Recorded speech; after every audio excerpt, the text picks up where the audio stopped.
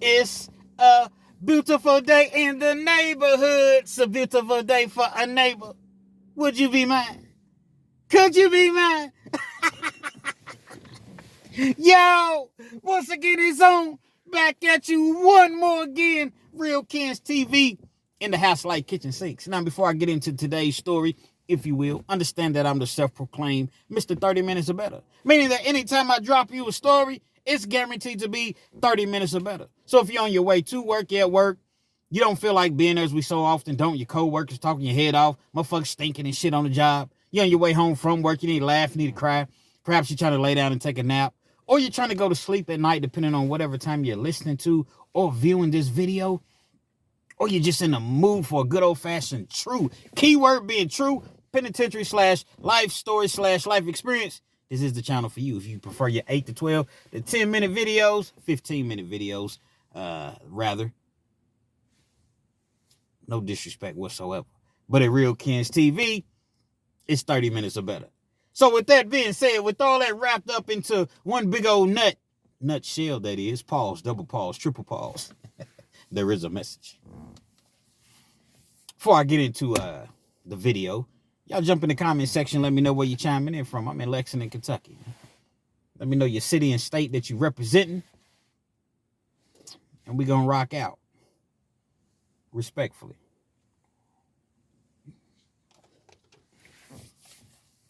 You know, oftentimes, you find yourself in peculiar situations. You find yourself in situations in which you had no earthly clue that you find yourself in. The simplest of things. Your wife, your baby, significant other, your girlfriend, your ex, whatever, baby's mama. Hey, baby, can you go to the store? Damn, baby, I just went to the store. I know, but I forgot to, I need some eggs.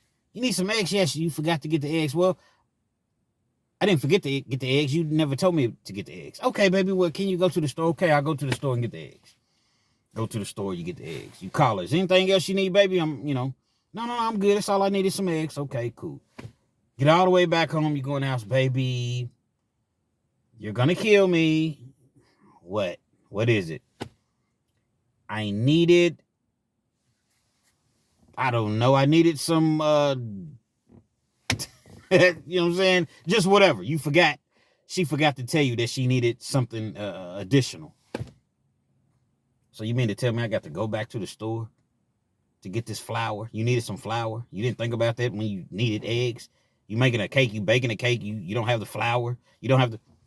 Baby, please just go back. So you got to go back to the store. You thinking to yourself, all right, I'm going to just run to the store, trying to get back, watch the game, whatever I'm trying to watch on TV, do me.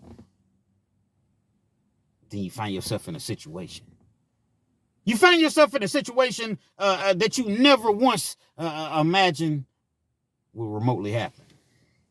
Y'all rock with me, man. Y'all rock with me. For all y'all that want me to get straight to the story, man, listen. I do this for the people that are working these long shifts, and they like the 30, 40, 50-minute videos, hour videos. As I mentioned, I'm Mr. 30 Minutes or Better. So that's the bare minimum that you're going to get out of me. You know, if you like your 8 to 12, 15-minute videos, that's cool, salute. But this is just not the channel for that. So I'm going to break down every intricate detail, paint a picture so that you all will fully be able to understand exactly what I'm saying. Now, y'all rock with me. Shout out to all the truck drivers dropping them big loads off. My dog Steve, ain't no telling where Steve's at now. Be safe wherever you at.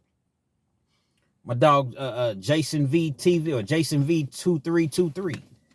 Y'all go check out Jason V 2323. Very nice channel over there. You know what I mean? Shout out to the healthcare workers. Shout out to the police officers, the good ones. Shout out to the just everybody that's doing what they got to do. DoorDash, Uber, the barbers, the beauticians, the babysitters, the people running the daycares, the masonry, the concrete workers, contractors, people on them roofs, man, framing, knocking them shingles out with the hammers, not just with the no, with the hammers. Boom, boom, boom, boom, boom, boom, boom, boom, boom. Shout out, man. Shout out to everybody that's doing what they got to do. The mail carriers. Everybody's doing what they got to do to make ends meet. That's what I do it for.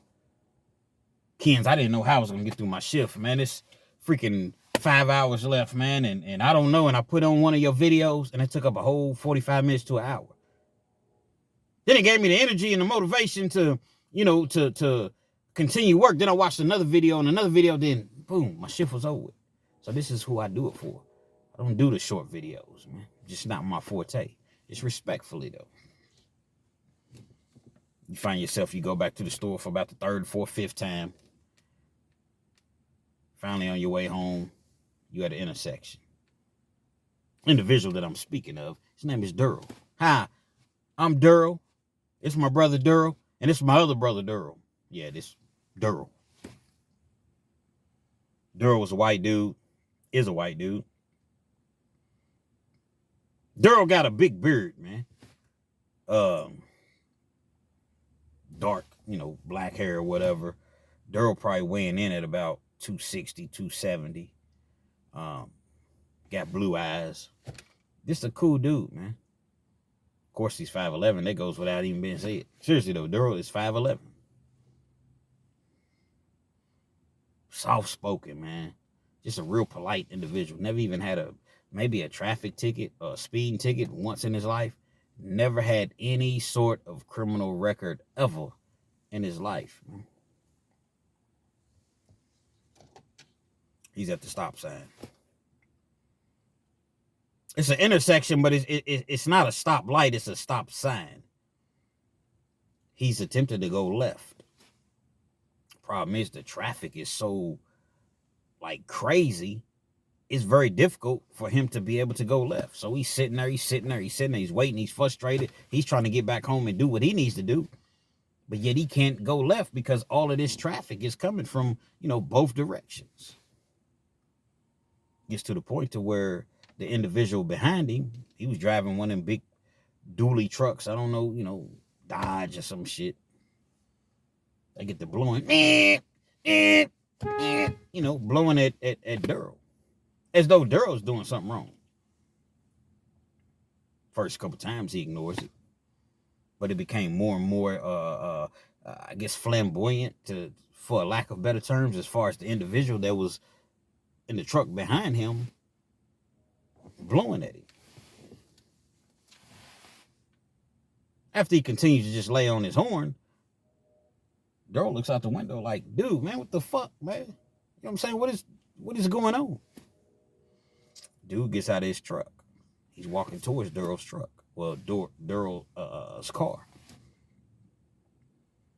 Durl sees this. He jumps out of the car just as well, but he don't jump out in an aggressive manner. He doesn't jump out in a, let's fight, by God. No, he just jumps out of the car because he sees the dude walking towards his car. What's up, man? The dude has something to say because he feels like Durl is holding up traffic. He was like, no, all you got to do is, it was a intersection that Durl was evidently unfamiliar with. So there was a certain things that people were familiar with. They would go out and basically hold up traffic in order to move, in order to, make that left hand turn. Durl wasn't doing that. Durl wasn't familiar with that. The dude's walking towards his car rather. Aggressive conversation ensues, but Durl's not even being aggressive. They're talking. Durl's walking back to his car. The dude is walking back to his truck. He turns around, runs up, socks Durl in the back of the side of the neck, socks him from behind. Never seen him coming. Hits him or whatever. Jumps on top of him. Durl's not on the ground, but he kind of falls up against his car. Dude hits him a couple more times. There's another truck behind this individual's truck that attacked Durl. That was this dude's brother-in-law. Yeah, he had a brother-in-law. And this son bitch was he looked like a brother-in-law. Tight-ass jeans, tight-ass t-shirt, cigarette pack rolled up in his motherfucking sleeve and shit. You know what I'm saying? He just looked like a motherfucking somebody's brother-in-law. He jumps out.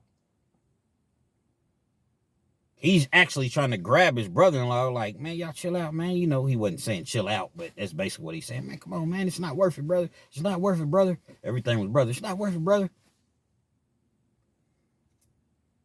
He gets the individual off of Durl. Durl jumps in his car. Dude, you know, jumps in his truck or whatever. Brother-in-law jumps in his truck behind him. Man, you done just busted me up. You done busted my nose, my face up, hit me all in my neck, hit me on from behind. I'm not going out like Willie Lump Lump. Kids, who is Willie Lump Lump? Willie Lump Lump is somebody that went out in a way that they shouldn't have gone out. That's who Willie. See, if Durl had to just jumped back in his vehicle and drove off, he would have went out like Willie Lump Lump. Durl wasn't going out like Willie Lump Lump, as I mentioned. Goes in the car, grabs his piece that he got on him. Smith & Wesson. Never leave home without it. He comes back. When he comes back, he got it, but he like has it on his waist. It's not concealed. It's hidden. And well, I guess that didn't make sense. It's not open. The dude doesn't see that it's on his waist, so he has it covered up. Dude jumps back out of the car. He got like a crowbar. Again, he doesn't even know that Durl has his piece on him. Got the crowbar. You son bitch, by God, I tell you what, I'm madder than a, you know, he's saying all the sayings and I'm madder than a dog and hubcake hacker, you son bitch. So they going right through it in the parking lot or whatever.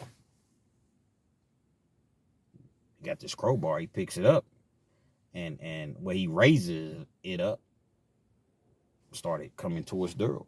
Durl pulls that thing out on him, man. I don't know. I guess dude didn't think shit stinks. He kept going.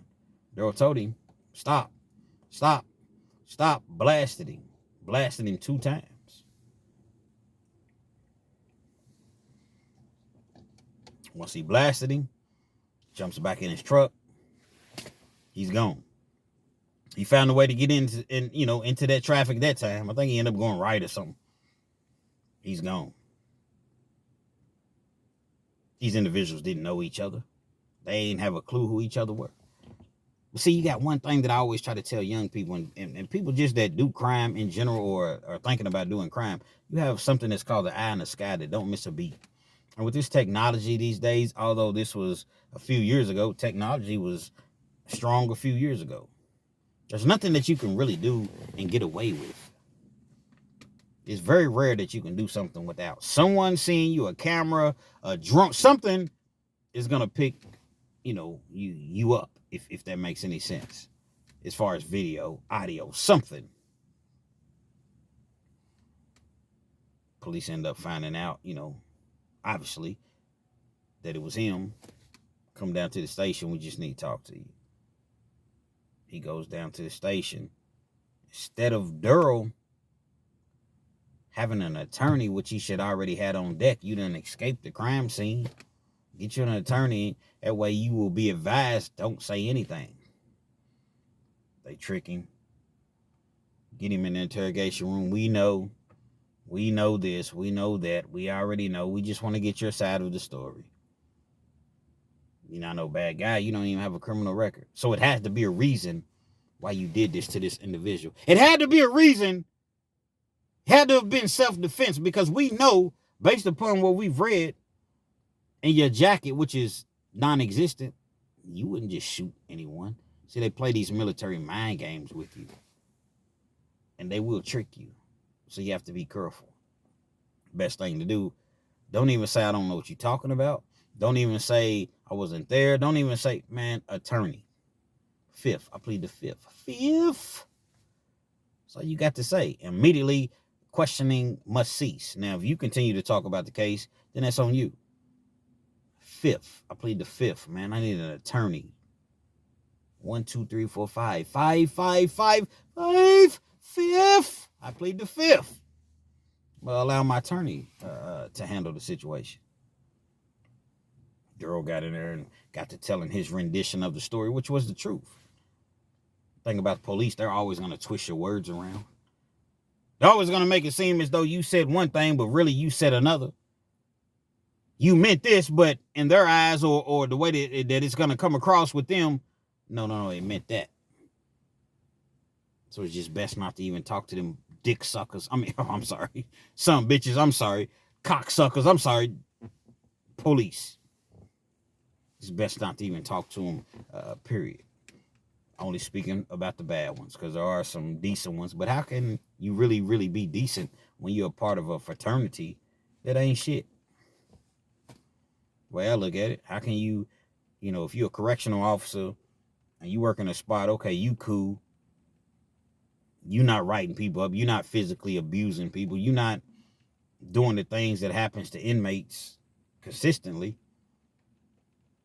But yet you know that it goes on. So are you really, really any better? That's something that you got to live with and ask yourself, man. Y'all rock with me.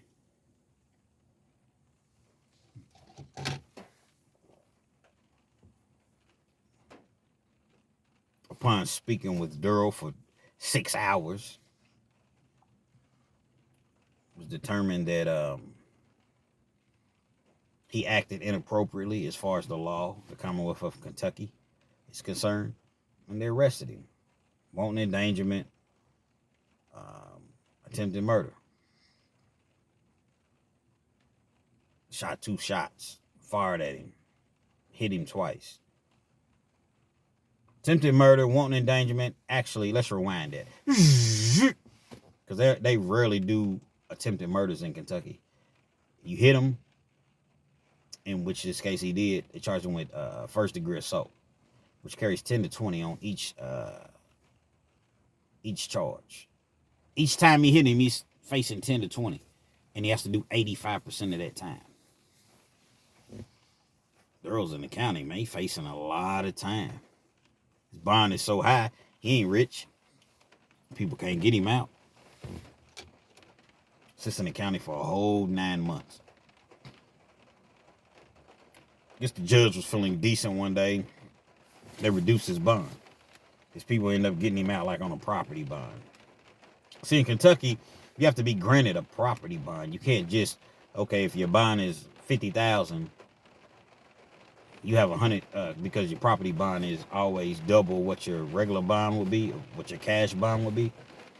So if your cash bond is $50,000, you got 100,000 property bond. It's not how it works here in Kentucky. We don't have bail bonds. We don't have automatic 10% bonds. Your bond is $50,000. That's your bond, $50,000, unless the judge reduces it to 10%, which is $5,000. A lot of cases, your bond is 10% of what your bond really, really is. 9 months in the county, the judge reduces his bond. His people put the property up, they get him out. He's on an ankle monitor, but he's coming to work every day. He's allowed to leave, go to church, go to the grocery store, things like that. And the great thing about being on release with an ankle monitor, on bond rather, it all counts towards your time. So Lord forbid you end up having to go to the penitentiary and serve some time, but by chance if you do, you're getting credit for all of this time that you've been at home on the ankle monitor. You could tell that Durl was visibly shaken up. He didn't know what to think. He's solely listening to his attorney. He has an attorney. They done paid this lawyer 10 G's, 10,000. Takes several months for a case to be resolved once you catch that case up in circuit court. He been home for about a year out on bond. The time came to where the judge wanted to know, what are we doing with this case? Where are we going? We're going to reach a plea deal. Because a lot of times you go to court, it's not even necessary to be there. Well, Your Honor, we like to put this off another 6 weeks. We're trying to, and they do all this law talk. And that'll continue and it'll just go on and on and on. That's why so many people that are incarcerated, they'll go on and plead guilty.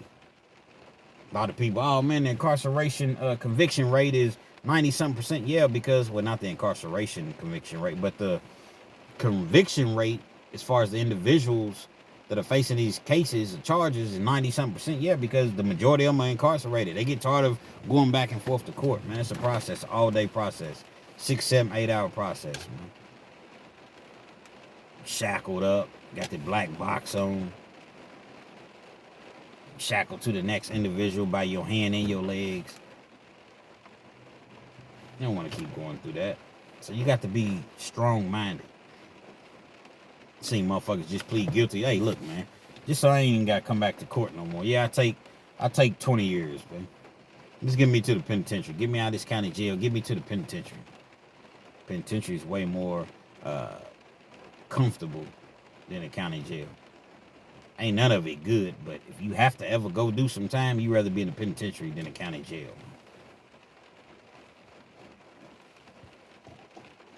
In most cases. Fighting the case about a year. His lawyer tells him, listen, it's the best I can get you. I'll get you 10 years. But you're going to have to do 85% of that 10 years, which is 8.5. Now, at this point, you already got a couple years in between house arrest and being in the county jail. So you just have to do 6.5. And the prosecution already said this is the best offer she's going to give you. You shot that dude twice. You facing 40 at 85%. Plus you have other charges because they charge him with 2 counts of first-degree assault. 10 to 20 on each. Wanton endangerment. 5 to 10 on each. All derives from one single course of conduct. Meaning that he did one thing, but multiple charges came from it, about it. Tampering with physical evidence. So they made him believe that he was really facing 80 years. I guess theoretically, technically he was, but he never would have gotten that. But I can't say that it was a lie. I'm going to offer you this 10 at 85%. Do 8.5, get to come home to your family. As I mentioned, you already have 2 years in, so you do another 6.5 years, and you're going to be good. He didn't want to take it. The attorney's telling him, listen, man, I can't get you a better deal than this. If we go to trial, this individual is going to get on the stands and say, you shot him. I don't know, how can I beat that? Yeah, but, you know, Durl, yeah, but it has to be an explanation why we're allowed to carry guns, firearms, handguns. The Constitution, we're allowed. I'm not a felon. We are allowed to carry. So I'm not allowed to protect myself when I feel like my life is in danger. Or if you go to trial, which we can, the jury finds you guilty, you're going to get 40 years at 85%. Or you can go on and just take this deal now. Do your 6 years, 6.5 or whatever, and be back home. Durl thought about it, prayed about it, whatever, and he ended up taking the deal. 10 years, 85%. Come back in 3 months for final sentences. That's how they do in Kentucky. Sometimes they'll lock you up, but it's rare. Most time they'll allow you to stay out. For whatever reason, they kept locking my ass up, and I never understood why. Once I took the deal, lock his ass up. I never understood that. I ain't never missed court, was never late. I don't know, but they would lock me up. Come back in, 3 weeks. 3 months, rather. Durl comes back in 3 months. But prior to coming back in 3 months, he starts to have a change of thought. He's asking me about the situation. I said, bro, I wouldn't have taken no 10 years, man. But yeah, Kens, but you don't understand. What is it that I don't understand? The prosecution said that was her one and only the best offer. If I didn't take it, I said, dog, they would tell you anything. Nah, she looked pretty serious. Listen, I understand you haven't been in trouble before. I get it. But if she's offering you this, there's a reason that she's offering it. Not to say that you're going to go to try and win. In your case, you could. But when the prosecution offers you something, it's because it's not to be fair to you. Maybe they could win a trial, but they got bigger fish to fry way over here. Maybe there's some discrepancies in the case to where they're concerned. I don't know if we can beat this in trial. Whatever the case may be, They definitely not playing fair. And this is what I was trying to explain to Durl. Durl just didn't want to listen to me initially. The time was coming, getting closer and closer. It's almost time for Durl to go to final sentence, and he know that he's not walking out of that courtroom. It's not even probation. Probation wasn't an option. I don't see Durl for a little bit. He ends up getting transferred to another spot, another location. Damn, Durl in jail? No, he works at the other store with her. Oh, okay. I ended up talking to Durl. Durl came in one night. Had about a 20, 30-minute talk. Everything that I've just told you all, these are the things that Durl was saying to me as far as, you know, I went on and got me another attorney, man. I listened to what you were saying. I got me another lawyer. She's going to charge me $10,000, then I got to pay her this and pay her that or whatever the case may be. She's going to work with me. And I told her, I want to go to trial with this. I don't feel like I was in the wrong. I took the 10 years initially. But once I took it, I thought about it, and I withdrew my plea. I want to go to trial with this. I don't believe I did nothing wrong.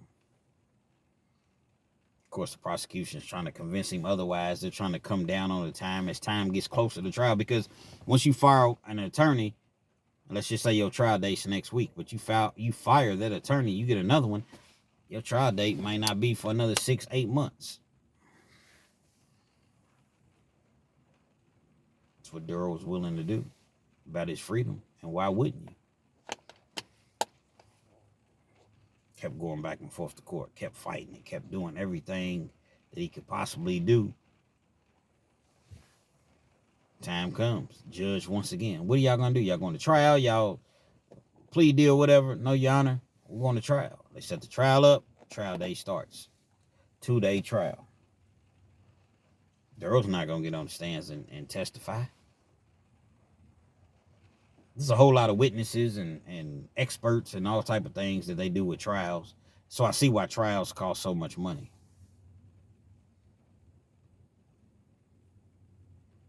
Durl goes to trial.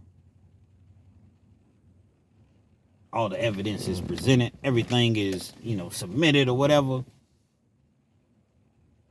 Goes to the jury. Deliberations.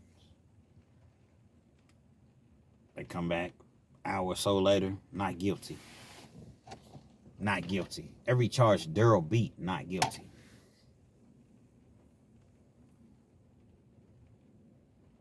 Every charge that the prosecution said is the best offer that I'm going to offer you. Essentially, I'm doing you a favor by offering you this minimal amount of time. Durl beat. Lawyer went to trial. Did his magic. Did what he did. No jail time. Must let me go tonight. Trial don't end until about 11:30 at night. Guess what? Once I get back to the jail, gather all my belongings, y'all process me out, I'm gone. This was one of those scenarios. This was one of those situations. I say all of that to say that if you're guilty, you're guilty. But just because you're guilty don't mean that you're guilty of what they say that you're guilty of. Is it right for you to go into Walmart and put 2 TVs in your buggy and walk out? Absolutely not. Don't do that. Don't put 2 soap dishes in your buggy and walk out. Pay for what you want. But if you walk out with those 2 TVs, does that mean you deserve 40 years? Just because, okay, your first felony was child support. You got over $1,000 behind on child support. They charged you, convict you with a felony. Then you catch a felony 4 or 5 years later. You in the wrong. Let's just say you fucking had a credit card or something. It wasn't yours. You used it. They caught you up on camera or whatever. And then now this. So guess what they're going to say? It's your third felony within X amount of years. You are a career criminal and a menace to society. And their whole goal is to put you away for life, for good.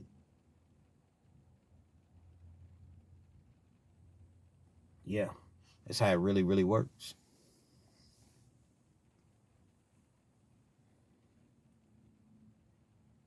When you think about certain things that happen, like, it's really, really just sad to all the people. See, you all don't know, you can't see because you haven't been where I've been. Some of you all have.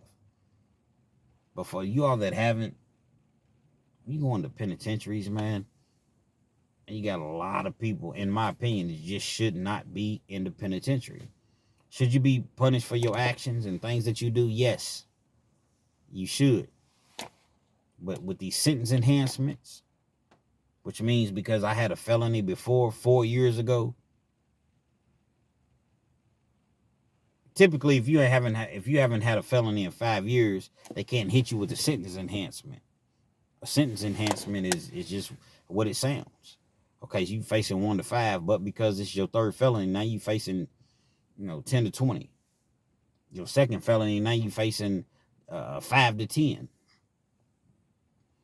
They hit you with these sentence enhancements, time that you already served or did time for or whatever, probation or whatever. What's your second felony? So for the fact that it's a second felony, we can give you 10 to 20 or 5 to 10 just on that charge alone, not even including the underlying offense or whatever you charge with. Person know they hit. It's my third felony. I can't beat this. I can't beat the persistent felony offender. So what do y'all offer me? Well, we're going to offer you 9. We're going to offer you 10. Pretty much forced to take it because there's nothing that you can do. It's a dirty game, man. It's a dirty game. It's a dirty system. I would implore anyone that's thinking about becoming involved in the streets or that are involved in the streets, man, listen to this story and understand where I'm coming from. Understand I'm not playing no games. Understand that this is real life, man. They will lock you up. They will lock you up, throw away the key. You might make it out on appeal. You get in that law library and you study and some years go past and they find a little, loophole in your case or whatever. But the majority of the people, they'll never stand a chance, man. Understand these things. Penitentiary is only glorified on TV. Ain't no real dudes walking around here glorifying the penitentiary. You don't get no stripes. I know TV says you do. Suggest that you do. But I'm here to tell you, in real life, reality, you don't get no stars for going to prison. It's a dangerous, dangerous world inside of them gates and walls. Lions, tigers, gorillas, goons, hyenas, birds. Oftentimes, anything goes. You might see a dude get raped. You might see a dude get stomped out, knocked out. Catch you in the shower. It's all type of things that go on, man, in prison.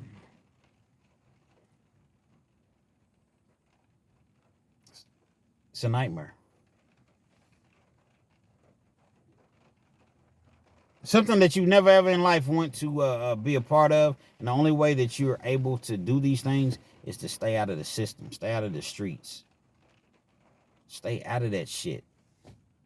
They would love to come in there and make you another slave, another statistic. Because that's what you are when you're in prison, man. You're just a simple number. That's all that you are.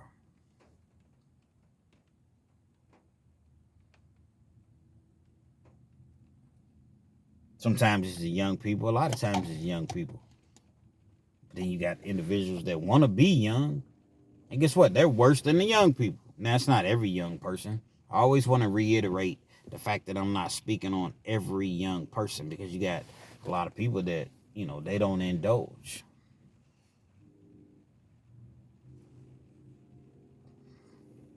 Do the right thing simply because it's the right thing to do. Otherwise, you're going to find yourself in that motherfucking penitentiary. Real Ken Stevie. Hopefully you liked the video. Feel free to comment. Definitely share. Subscribe to the channel if you're not already subscribed. Be sure to hit that post notification. So anytime I bring you this action and this heat, guess what? You're amongst the first to receive. People saying they're not getting my notifications. Just check the channel every day. That's all I can say. I don't know why. I've had several people. Kens, I'm not getting your notifications. Kens, I'm not getting your notifications. Just continue to check the channel. I'm dropping that heat and that action almost every day, man. Real Kens TV.